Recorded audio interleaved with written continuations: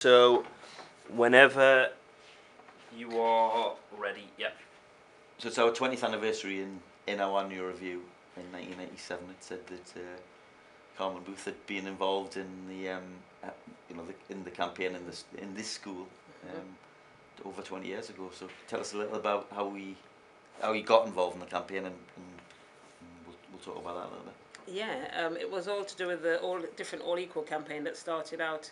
I think it started in London originally, but pupils from Gosforth and a few other schools had gone down to London for a campaign, which was trying to encourage school children to think about how they treat others. So and giving value and showing respect and so on. So they came back all fired up, and they were trying to get lots of different schools involved. And it was through that I heard about Show Racism the Red Card. Because we were trying at the time, obviously in the northeast, the minority groups were very, very small indeed. And we were trying to raise awareness of different cultures and the fact that cultures are different but should be treated equally. And Show Racism, the Red Card, was absolutely a fantastic resource for us to tap into, because of obviously the link with the footballers and football. At the time, I know they're not doing very well right now, but at the time Newcastle was a fantastic team and all the children were really keen on football, so it was a good way in. We won't talk about the trials of Newcastle United, or I'll get very depressed. Your school's changed a lot, but in terms of you said then 20 years ago there was a very small black presence in Newcastle. Very small. What are we looking? What's your school like now? Is it? I can't tell you the exact percentage. Yeah. I would have looked it up if you'd said. No, but a lot more, obviously, and pupils from lots of different cultures, not just black. We've obviously got some refugees, and we've got children from Europe since we joined the EU. So the mix is great. And we've grown up with, or they have grown up with, should I say, the current pupils with this all different, all equal, because we actually adopted it as a school motto. So it started out with kind of being my responsibility to spread the word and try and, keep the campaign going for so many years. But then we got to the point, which was great, that it became everybody's responsibility. So it went from me leading a campaign to actually become embedded in the school. And that made such a huge difference. So there was a lot more tolerance and acceptance of different people. And then we started getting pupils from different cultures coming into Kenton, because it really was something like, 3%, 4%. But it's much more now, and it's a better mix for the children, for their education generally. Excellent. So you, in society as a whole, I don't know what your view is, but there's certainly a massive amount of racism still, Islamophobia, as I said, and immigration. But have we made progress? What's your view in terms of that? Because obviously the statistics in terms of race hate are increasing again. They are, unfortunately, with the refugee situation that we've had over the last number of years. Created a few rumblings, but nothing significant. And I think the biggest problem, obviously, is Islamophobia at the moment. All the terrorist attacks, ISIS, people who are willing to go off and be suicide bombers. This has created a huge problem for us, I believe, because pupils are now being influenced by, they were always influenced by outside agencies, but you're hearing it more now because of what's going on sort of, in the UK generally, and obviously in Europe generally. So we're finding that the pupils are paying more attention to what's being said outside of school. And trying to influence them in a big way in school, it's not that easy, because we're getting sort of regular attacks that's in the media, and that's the big problem. And also Facebook. The pupils are very keen, as you know, on the youngsters on social media, and you get statements posted, and they come into school and they'll say something, in the class, and I'll say, well, hang on a minute, that doesn't even make sense. They're trying to take over the world and so on, and then it turns them against. So yes, it is a huge problem right now. I wouldn't say, I don't know, Israel will tell you better, because obviously she moves amongst the pupils, but from what I see and what I hear, I think the incidents are cases where you can actually deal with them in the school with those pupils, talk to them. When I address it in lessons, because after the Paris attack, it took a couple of weeks for the pupils to settle. And when I address it with them, they kind of get to understand what you're saying, and that it's just a minority and they're not really true Muslims and so on.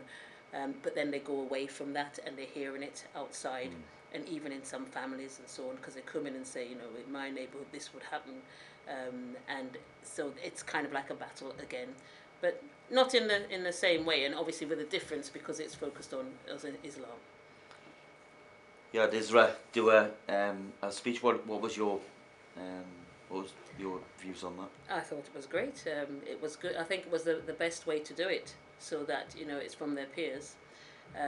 So when she worked with the children, she became kind of like almost a star overnight, because they actually listened. Yeah, and you know, some of it was brought up in the lessons. They discussed some of it, so it does have an impact. And of course, she addressed all the staff. So again, you know, all staff are aware of it and aware that they need to do something about it rather than turn a blind eye. They've got to actually address it when the pupils bring things up. You just can't let it lie, not really at this moment, the way things are. So I think what she's doing, the work that she's doing, is fantastic. Yeah. Great. And just finally, it's a difficult question, but are you optimistic for the future, given it's embedded in the school now, given the, you know, all the things that have happened in the last 20 years? I am, because the groundwork was laid, but obviously we've got this constant battle, and it's not just what's happening in the school, it's in the country, it's in Europe, you know. Everybody's faced with this constant negativity that's coming across, and I think the school are kind of dealing with it, because we've got Isra, where the pupils can identify with her, and that makes a difference rather than just coming from the teachers. And also, you know, we have systems in place to deal with pupils who do kind of step over the line. You can't necessarily change their opinion, but you can actually, I mean, I encourage them to say what they think, to be honest, so that we can actually know where they're coming from, and then therefore dealing with it. So I'm optimistic to a certain extent, but obviously it depends on what happens out there, and what gets fed back in, either through the social media, or even just, you know, what they see and hear on the news, and what the parents discuss at home with them. So that's the battle that we'll be fighting. But yeah, we have come a long way, but I think that the barriers are, you know, starting to go up again, and we will need to kind of work at it. Okay. I said last question, you know what I'm like. You've got the prevent agenda, and you've got a government. The government. What would your message be to the government in terms of what you need as a teacher? What, you know, in terms of support, or and what's your views on what are you being told about the prevent agenda in terms of teaching? I think what we really need from the government really is kind of maybe some more control over the media, for a start, because that is a big issue. I know it's not going to happen, but you know, this is really what we need, because this is where they're getting the information from, and sometimes it's not correct. And I think they need to kind of differentiate between, you know, not just saying Muslims, these are Muslims, it's from Islam or whatever. They need to kind of differentiate between who's actually carrying out these acts, and the fact that, you know, you have bad people within all religions or within all cultures. And this is what children need to see more of, that, you know, don't keep associating it with Islam necessarily, but these are just terrorists, regardless of where they're from. And this is what we kind of need to emphasize mostly. And that's, I feel, is my role, you know, and I do that. I bring up, you know, history, and I talk about the Crusades, I talk about, you know, Ireland, I talk about, not that I'm trying to, you know, but just to show them that there's a bigger picture out there, and it's not just, terrorism does not just belong to a particular religion. Okay, very good, very good. Well, that bang on 10 minutes, lovely. Nice one.